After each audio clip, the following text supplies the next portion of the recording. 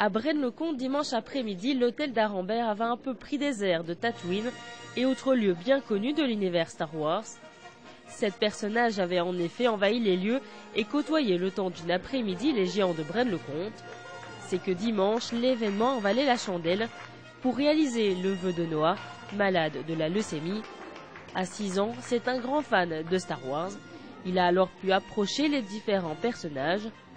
Très impressionné par l'agitation autour de lui, il pensait pourtant en préalable fêter l'anniversaire de sa maman. La surprise fut donc totale. Il y a un an, on était à l'hôpital, les festivités commençaient parce qu'il avait des complications à ce moment-là, donc je m'en souviens très bien et aujourd'hui se retrouver ici un an après avec Noah presque guéri et enfin des choses comme ça, c'est merveilleux. Il a découvert un peu l'univers Star Wars à l'hôpital. À l'hôpital, pourquoi? Parce que c'est un milieu un peu particulier et il avait besoin, je pense, d'extérioriser d'une certaine manière. Et donc, il a joué avec des épées. Puis, bon, moi, je connaissais un peu Star Wars, bien sûr. Puis, il y a eu les sabres. Puis, il a vu quelques petits épisodes, de Star Wars. Et voilà, il est devenu un peu fan de Star Wars à l'hôpital. La présence de ces personnages n'était qu'une partie de la surprise.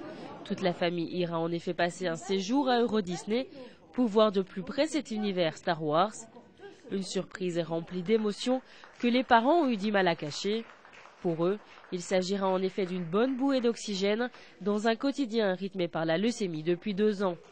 On a souvent l'impression d'être seul. Pourquoi? Parce qu'ici, à l'hôpital, on est dans une chambre, c'est pas évident. Même s'il y a du soutien psychologique à l'hôpital, c'est pas évident. Et c'est vrai que le soutien des proches, c'est pas facile pour eux non plus, parce qu'ils sont aussi impactés par la maladie. Donc c'est souvent de l'extérieur, des amis, des collègues. Nos collègues respectifs ont fait énormément aussi, et ça fait du bien. C'est justement ça. Et c'est grâce à cela, c'est vraiment grâce à cela que on avance.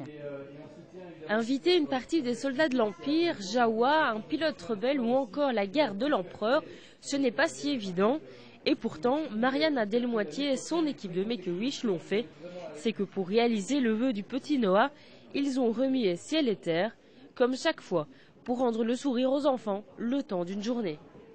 J'ai un principe, là où il y a une porte qui est fermée, il y a toujours une fenêtre qui est ouverte. Ça marche. Et je veux dire, c'est le message que je fais passer à mes bénévoles.